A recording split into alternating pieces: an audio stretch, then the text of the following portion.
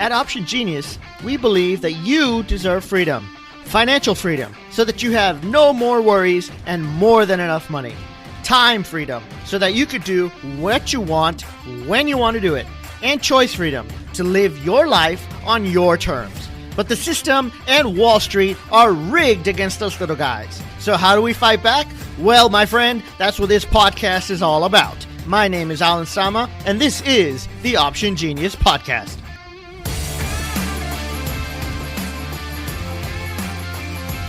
Passive traders, I hope you are well wherever you are. As I record this, Corona is still with us. Not the beer, the disease, the virus.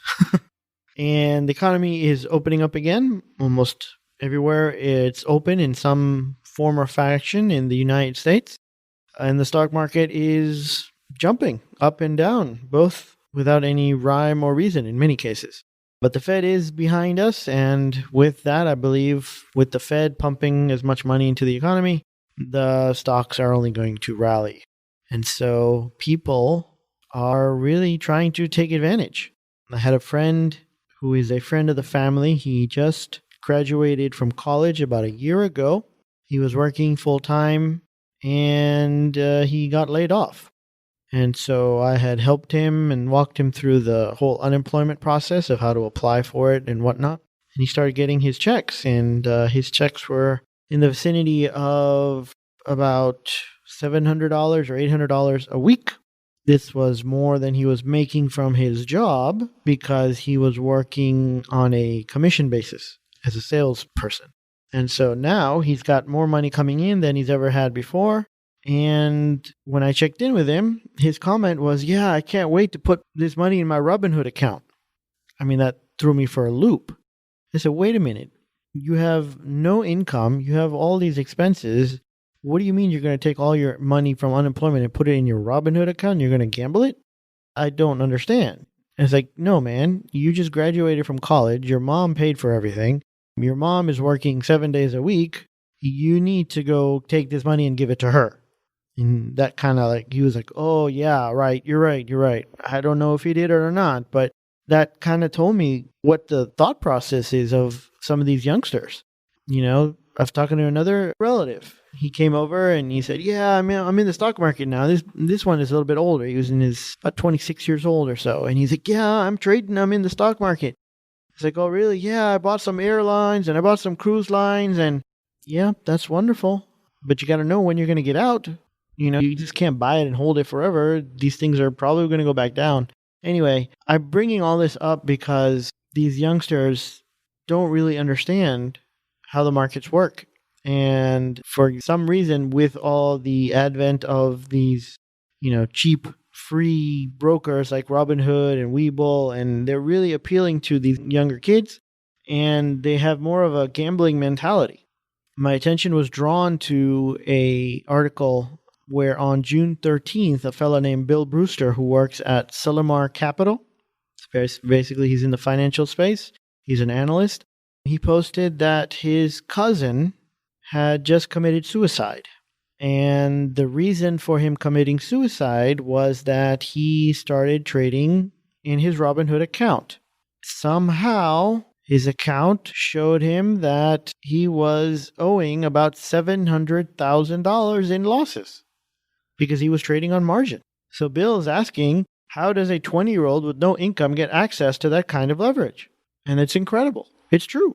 So if you are a parent and if your child is of this age in their early 20s, maybe you should talk to them about it, because a lot of kids are looking at this as a quick way to get rich. It's all over the internet. It's all over the Facebook groups, Instagram, all these places. And this seems to be like the new gold rush.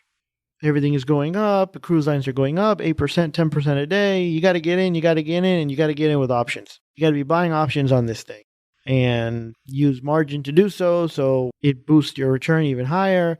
These people don't know any clue of what they're talking about, what they're doing. And it's just ending really badly for some already. And it's going to end bad for many more in the future. So if you're a youngster in your 20s, then you need to realize that this is not the way to do it. If you want to do it, go ahead. If you want to gamble, go ahead with money that you have. Do not use margin.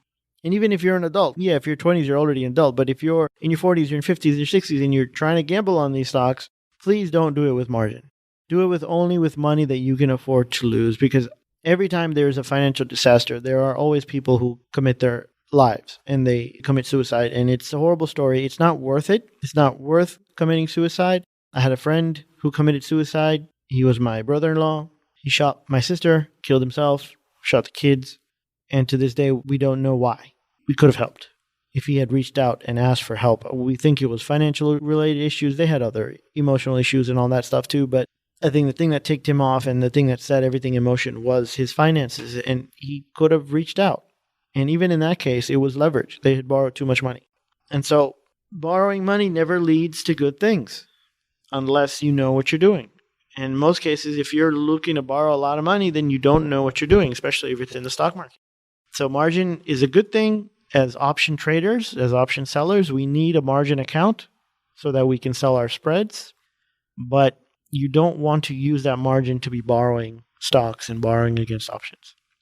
Things are going ups and down right now. The stock market is very volatile. It's very crazy. It can go up. It can go down any day now.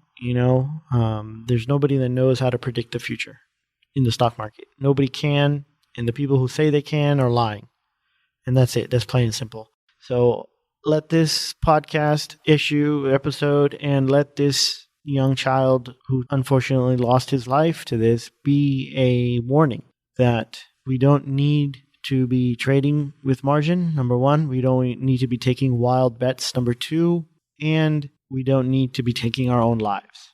Our life is worth a lot more than even $700,000 that this child apparently had run up in debt to Robinhood. Now, Robinhood they were asked about it. They know about the situation, but they did not share any details of the trading account or how he got so much debt or margin, but they were aware of the situation. They did release a statement that they were saddened to hear the news, and they reached out to the family to share their condolences. Let this be a lesson that you need to act prudently when it comes to your finances. And suicide is never the answer. So if you're hearing this and you are in some kind of situation, you need help, reach out to somebody who can help you. If you have nobody, reach out to me. I'll do my best, whatever I can do. But there is always another option. It's never too late. There's a book by this woman, Marie Forleo. It's an excellent book. Everything is figure-outable. That's the name of the book. It's actually a great book. Pick that up if you have to. You get some help. Talk to somebody. And worst comes to worst, you owe them money. Big deal. There are other things. There are worse things in this life. So please, don't take your life. Get some help. Right? And I don't even know if I should say it on this episode, but, trade with the odds in your favor. Be careful out there. All stocks are not created equal. We've analyzed thousands of optionable stocks to find the very best ones to trade options on. Lucky for you, you can just download the list for free. Get it at simonsaysoptions.com/stocks. Again, that's simonsaysoptions.com/stocks.